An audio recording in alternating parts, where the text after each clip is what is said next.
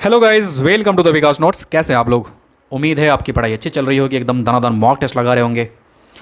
रोज़ रोज़ हाल पूछते हैं तुम्हारा, कभी तुम भी पूछ लिया करो यार। कोई कमेंट नहीं, कुछ नहीं, एकदम साइलेंट मोड में आप साइलेंट किलर बने हुए हैं। तो दोस्त, मुझे पता नहीं चल रहा है कि आप इंटरेस्टेड हैं या आप इंटरेस्ट फील कर रहे हैं, नहीं कर रहे हैं। तो पता चलना चाहिए एटलीस्ट यार, कुछ तो कमेंट किया करो, पता चलेगा कि हाँ आप लोग ज़िंदा हैं, है ना, एक्टिव हैं, एग्ज़ाम की तैयारी चल रहा है आपका। नहीं तो यार टेलीग्राम पे भी मैंने दिया हुआ है ना, लिंक हर वीडियो में डाल ही देता हूँ। वहाँ भी आप क्वेश्चन कर सकते हैं, किसी भी तरह की डाउट हो, क्वेरी हो, कहाँ से कवर करना है, कैसे करना है। वीडियो बनाने के बावजूद भी मैं पर्सनली बहुत सारे लोगों को हेल्प करता रहता हूँ।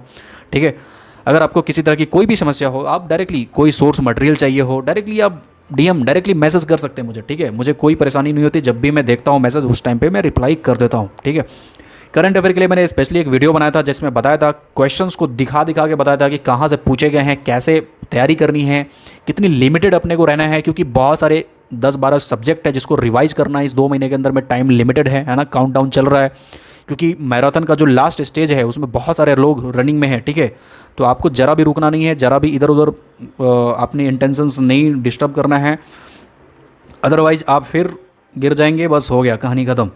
तो मैंने जो बताया था करंट अफेयर में, मैंने ओली बोर्ड सजेस्ट किया था कि आपको वहाँ पॉइंट टू पॉइंट 3-4 टॉपिक जो हैं आपको पॉइंट टू पॉइंट यहाँ में मिल जाएगा। ठीक है, जैसे कि अवार्ड वाले सेक्शन हो गया, बुक एंड ऑथर सेक्शन हो गया, करंट इवेंट में मतलब नए नए अपॉइंटमेंट्स हो गए हैं, एवं और क्या कह सकते हैं, स्कीम्स हो गया। इस तरह के जो point two point bullet point में यहाँ पे दिया हुआ है ना, मतलब ऐसा आपको शायद रेयरली बहुत सारे कम मैगजीन में मिलेंगे, लेकिन वहाँ डीपली होता है जो यूपीएससी से रिलेटेड होगा। तो देखिए, ईपीएफओ जो है वन लाइनर क्वेश्चंस ज़्यादा पूछता है और पूछता ही है।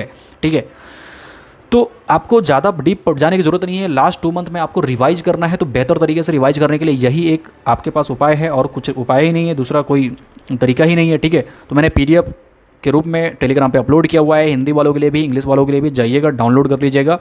और करना क्या है डाउनलोड करने के बाद, देखिए, अगर आप सपोज जनवरी का करंट अफेयर पढ़ रहे हैं, ठीक है, जनवरी का जब करंट अफेयर आप पढ़ रहे हैं तो क्या कीजिएगा, वहाँ पे जनवरी 2021 का पढ़ रहे हैं तो मैंने यहाँ पे लिख दिया हुआ है। ठीक है, जनवरी 2021 यहाँ से लेके जनवरी 2021 का है। ठीक है, ये चेकलिस्ट जो है, ये चेकलिस्ट जो मैंने बना के दिया हुआ है, आप इसको क्या कीजिएगा, A4 साइज़ के पेज पे आप इस तरह से बना लीजिएगा। एंड जहाँ भी आप स्टडी करते हैं, या तो आपको पैड में लगा कर रखना है तो उसमें रखिए, या तो स्टडी जहाँ करते हैं वहाँ पे इस टेबल पे चिपका दीजिए। ठीक है, और चिपकाने के बाद होगा क्या, जैसे आप जनवरी का करंट अफेयर उठाते हैं, जनवरी के 4-5 टॉपिक पढ़ते हैं, तो जनवरी वाले पे आप चेक लिस्ट लगा लीजिए, ताकि आपको पता चलेगा कि जनवरी मेरा फिनिश हो चुका है एंड देन अगले टाइम रिवाइज करना है। फरवरी का पढ़ रहे हैं तो फरवरी पे। इस तरह से आप कंटिन्यू करते जाइए। जब जनवरी ये 2021 ख़त्म हो जाता है, तब आप बैक में जाइए। ठीक है, दिसंबर से नीचे से जाइए, अब दिसंबर से नवंबर ऊपर करते हुए जनवरी तक आप पहुँचिए। तकरीबन 1.5 साल का आप एकदम नीचे से ऊपर जाइए, दिसंबर, नवंबर, अक्टूबर, सितंबर, अगस्त, जुलाई, ऐसे करते हुए आप आगे बढ़िए। ठीक है, 2020 तक बढ़िए एंड पूरा फिनिश कर दीजिए। 1.5 साल तक आप करंट अफेयर पूरा फिनिश होनी चाहिए, उसके बाद ही आप सेफ जोन में हैं। वरना करंट अफेयर का कोई अंत नहीं है। आप 10 साल पहले का भी पढ़ेंगे तो भी आपको लगेगा कि यार बहुत कुछ सीखने को मिल रहा है, नया जानने को मिल रहा है, मे भी एग्जाम में पूछ सकता है, सब कुछ आपको इंपॉर्टेंट ही लगेगा। पर ऐसा नहीं है। आप 1.5 साल का अच्छे से पढ़ लीजिए। 2 महीने का टाइम है, सफिशिएंट टाइम है रिवीजन के लिए। मैं रिवीजन की बात कर रहा हूँ, गलत फहमी में मत पढ़ना कि मैं पढ़ने का, रिवीजन की बात कर रहा हूँ। ठीक है, बाकी सब्जेक्ट उम्मीद है आपका कंप्लीट हो चुका होगा, क्योंकि 1.5-2 साल से पेंडिंग में चल रहा है एग्ज़ाम। अभी तक इसकी ज्वाइनिंग वगैरह सब हो गए रहते अगर टाइम टेबल पे कोरोना वगैरह नहीं आता तो। बट फिर भी आप अगर आप अच्छे से अगर यूटिलाइज़ किए होंगे तो आप देखना, डेफिनेटली आप एज आफ्टर रिजल्ट आप कोरोना को थैंक यू बोलोगे, यार मुझे पढ़ने के लिए काफ़ी सफिशिएंट टाइम दे दिया। पर जिसने भी रिवाइज नहीं किया है तो 2 महीना सफिशिएंट टाइम होता है यार। 60 दिन का टाइम बहुत ज़्यादा होता है रिवीजन के लिए, ओनली रिवीजन के लिए। ठीक है, तो इस तरह से कीजिए, डिमोटिवेट फील नहीं होना है, आप पॉजिटिव रहिए, एकदम पढ़ते रहिए दनादन तरीके से, जैसे बताया है।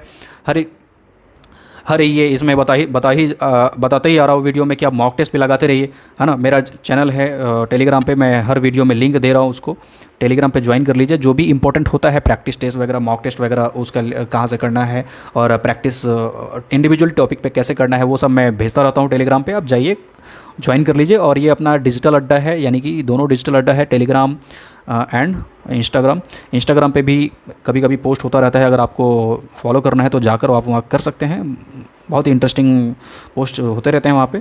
ठीक है, तो इस तरह से जाइएगा। और एट लास्ट आपको प्रैक्टिस कहाँ से करना है, देखिए मैंने आपको बताया था, हर वीडियो में बताते आ रहा हूँ कि कोई भी एक बुक सफिशिएंट नहीं है किसी भी एग्ज़ाम को क्रैक करने के लिए। मतलब एग्ज़ाम की बात नहीं कर रहा, उस पार्टिकुलर टॉपिक की भी बात कर रहा हूँ। जैसे सपोज आप स्पेक्ट्रम पढ़ रहे हैं, तो पूरा स्पेक्ट्रम अगर आप 50 बार क्या 1000 बार भी पढ़ेंगे ना, तो आप जो EPFO में 12 क्वेश्चन आते हैं, उस 12 में से 12 क्वेश्चन हम नहीं कर सकते हैं। मैंने आपको बताया है, हर वीडियो में बताते आ रहा हूँ, क्योंकि कोई भी बुक सफिशिएंट नहीं होता है। लेकिन आपको करना क्या है, क्या आप 2-3 क्वेश्चन के लिए आप 10 बुक पढ़ेंगे? तो बिल्कुल भी ऐसा नहीं करना है। आप एक स्पेक्ट्रम ही पढ़िए, इतना बार पढ़िए कि कम से कम 12 में से 9 से 10 क्वेश्चन सॉल्व हो जाए आपको, ठीक है। अब बाकी जो रिमेनिंग 2-3 क्वेश्चन होता है वो एलिमिनेशन बेस पे अगर हो रहा है तो हो रहा है, नहीं तो उसको छोड़िए, आगे बढ़िए सीधा। आप 1-2 क्वेश्चन के चक्कर में 10-10 बुक पढ़ने लगेंगे तो फिर गई कहानी ख़त्म, ठीक है। तो ऐसा बिल्कुल भी नहीं करना है। तो करना ये है, देखिए आपको बताया था 2 सब्जेक्ट ऐसा है जिसमें आपको बहुत ही प्रैक्टिस की ज़रूरत है, क्योंकि 2 ही सब्जेक्ट आपको बहुत ज़्यादा मार्क्स दे रहा है। जैसे मैथ्स हो गया एंड इंग्लिश हो गया। मैथ्स अगर मैं बात कर रहा हूँ तो आप रीजनिंग भी समझिए, रीजनिंग की कोई औकात ही नहीं है, ठीक है। मैथ्स जिसका स्ट्रॉन्ग, रीजनिंग भी स्ट्रॉन्ग, ठीक है।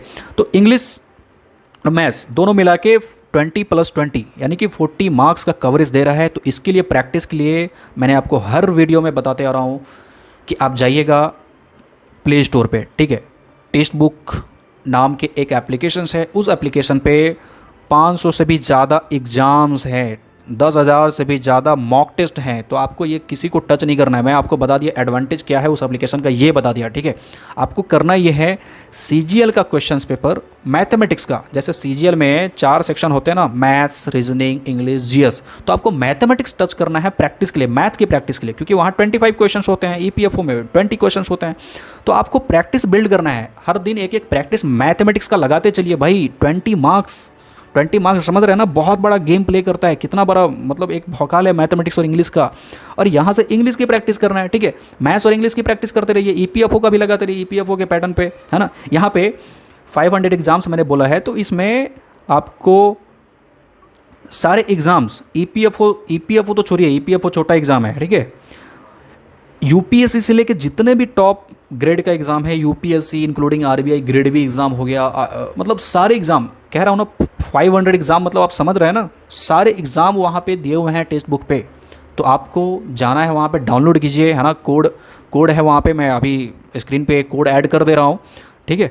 वो कोड यूज कीजिएगा, 10% का डिस्काउंट मिल जाएगा। अगर आप 1 ईयर का लेते हैं तो 299 का मिल जाएगा, 2 ईयर का लेंगे तो 399 का मिल जाएगा, अगर लाइफ टाइम का लेते हैं तो 499 का मिलेगा, ठीक है।